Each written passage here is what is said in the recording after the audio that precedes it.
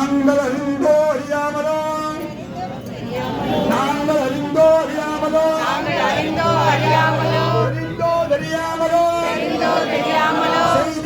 செய்த சகல விதமான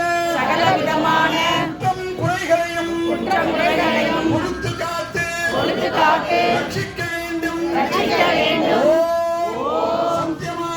சத்தியமான 18ஆம் படி மேல் வாழும் எங்கள் குல தெய்வம் ஏழை பங்காளன் ஐங்கரன் சோதரன் ஐயன் ஐயப்பன்